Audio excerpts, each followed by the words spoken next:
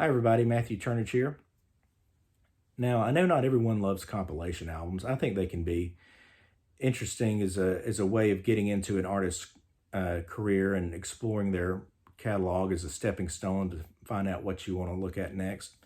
These days, if I'm getting into an artist, like I've recently done with Bob Dylan, for example, and did a video on that, I'll go back to the original studio albums. But during my high school and college years, when my budget was a bit tighter, I'd often buy a compilation and then use that to see which songs I like the best, maybe figure out which album would be the best one to follow up, or maybe I'd buy the compilation. I'd really like the 3 or 4 songs that I was familiar with, but the rest of it I didn't care for, and then I wouldn't take it any further with that artist. Now, these days, compilations don't serve much of a purpose because we have streaming, we have playlists. You don't really need a compilation. But 60s through the 90s, I think they really did serve a purpose. And today I wanted to look at the 4 compilations that each of the solo Beatles put out in the 1970s as their original solo compilations, and look at them as compilations, kind of compare and contrast them. I think it's kind of interesting to look at the circumstances they were released, why they were released, and how that influenced the track listing and everything. So we'll start up with the first one released, which came from John, Shaved Fish. It was released at the end of October 1975, just about 2 weeks or so after Sean Lennon was born, which of course was the start of John's house husband period. So Shaved Fish actually serves as a line of demarcation in 2 ways in John's career. One, it's the end of his original period as a solo artist before he begins the house husband years. And the other is it comes at the conclusion of the Beatles' contract with Capitol and EMI, which was expiring in January of 1976. And the expiration of that contract would allow Capitol and EMI to repackage their previously released material however they wanted. Subsequently, we did get a slew of Beatles compilations, beginning with rock and roll music in 1976. However, it seems like John wisely chose to preempt them by putting out a compilation himself before the contract ended, so he could choose the packaging and the track listing. And that's where we got Shaved Fish. Now, Shaved Fish, I think, is actually a very good compilation for the time because it rounds up all of John's solo singles, the A-sides. So we get all the hits like Imagine and Mind Games and Whatever Gets You Through the Night, all those songs that were also available on their original studio albums, but here you get them all in one package.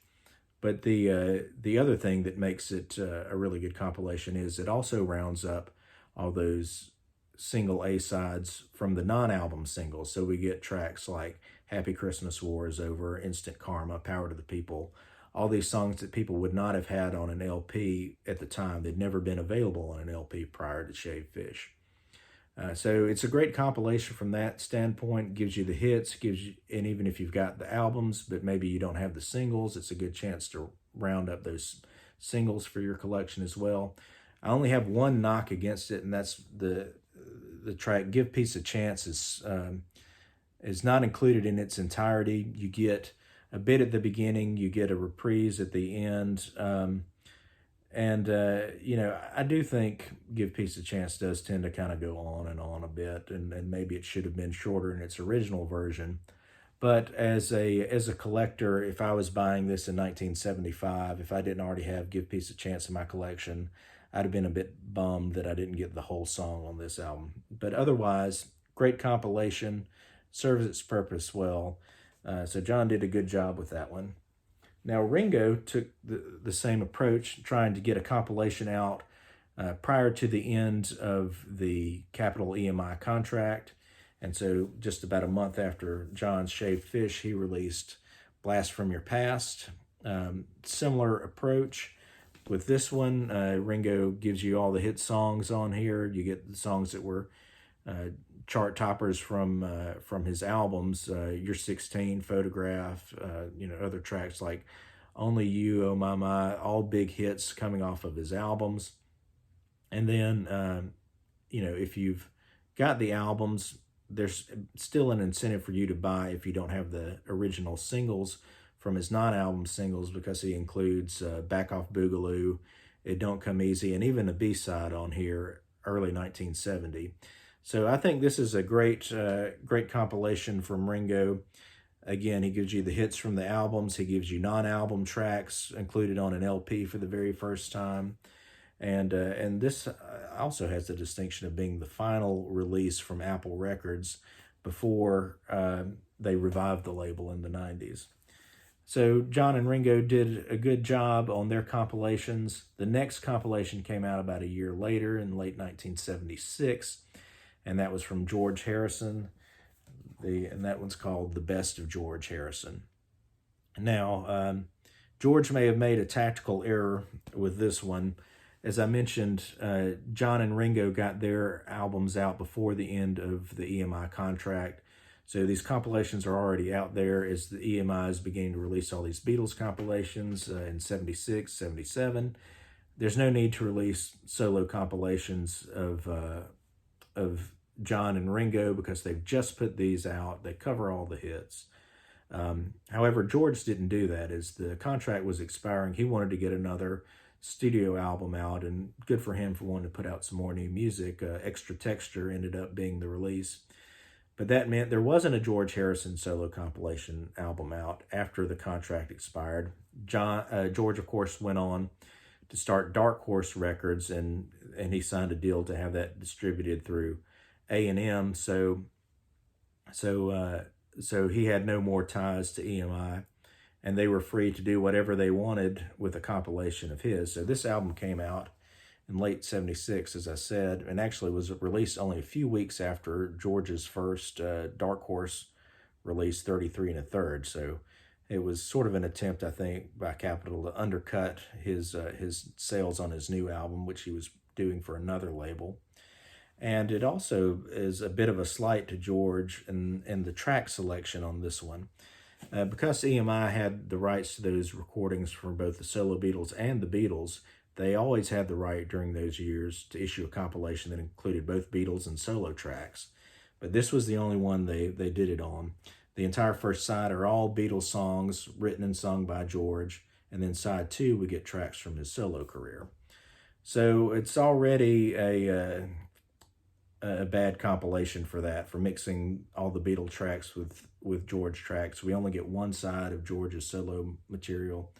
He had so many more great songs that could have been included. Now, you do get the singles on here, so you get My Sweet Lord, Give Me Love, Give Me Peace on Earth. You do get a non-album single with Bangladesh, or it's Dark Horse and What Is Life. That covers all of George's solo singles, but there are so many other great album tracks that could have been included on a good George compilation in 1976. Just wah wah off the top of my head. Sue Me, Sue You Blues. I mean, you could have easily filled up another side of George solo tracks without resorting to including the Beatles songs on here. So tactical error by George, possibly by not doing like John and Ringo did and preemptively releasing a compilation.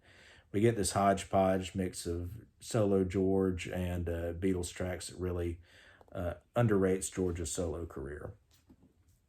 Then the last one released was from Paul. We get Wings Greatest in 1978. Now, Paul also did not release a compilation prior to the expiration of the Beatles contract, but Paul re-signed with Capitol and EMI, which meant for the next stretch of his contract, he again had control, and he knew they would not be releasing compilations without his permission. Now, his contract ended at the end of 78, at which point he re-signed with EMI worldwide, but went with Columbia in the U.S., so again, to cut off Capitol, he releases a compilation before the end of his previous contract. We get Wings Greatest, which even though it's Wings Greatest, we do get some pre-Wings songs from Paul, including his number one, Uncle Albert, Admiral Halsey. We get Another Day also on here. And then, of course, we get a ton of great Wings hits, number one songs like Silly Love Songs and Band on the Run, My Love, and the other big hits, Jet, Mull of Kintyre, of course, #1 in the UK, but not over here. Junior's Farm, Live and Let Die. Really good song selection for a single album. Again, covers a lot of the big hits, all the #1s, but it doesn't cover, actually, it does not cover all the #1 hits, because it doesn't cover Listen to What the Man Said. So you think, how can you skip a #1 hit from Paul? And then, of course, other great hit songs that could have been included, and even great album tracks. Really, the problem I have with this one is it should have been a double album. Easily in 1978, you could have filled up 2 records worth of hits from Paul McCartney and Wings. I don't know why they did it. I guess they thought it was maybe it's a budget thing. Maybe they thought a single would just sell so much better than a double. But I think it's a shame that at this point they let all those hits, including a #1 hit, slip through the cracks. So it's a good compilation, but not as good as it probably should have been. So if I'm rating them as compilations of how well they did their job, if I'm going from worst to best, I'm going to go, the worst, obviously, is the best of George Harrison, because we only get one side of George solo material, and the rest are, all Beatles songs, which great Beatles songs, but come on, you want a full album compilation of solo George. So this comes in at #4. #3 is Wings' Greatest. Even though all the songs on here are great, again, like I said, it should have been a double. You don't even get all the #1 songs on here, but still a good compilation. #2 is going to be Shaved Fish.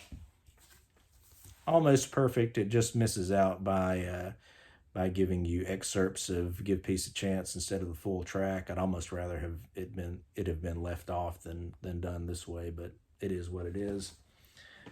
And so the best compilation goes to Ringo. He gets it absolutely right with Blast from Your Past. Great compilation. So good job, Ringo, of giving the fans what they want. And the rest of these are fine. The only one I really don't like is the best of George Harrison. But like I said, it is what it is. So that's the Beatles solo compilations of the 70s. Let me know your thoughts. Do you think they work well? Some of them work better than others. Do you hate compilations in general? Let me know in the comments. Thanks for watching.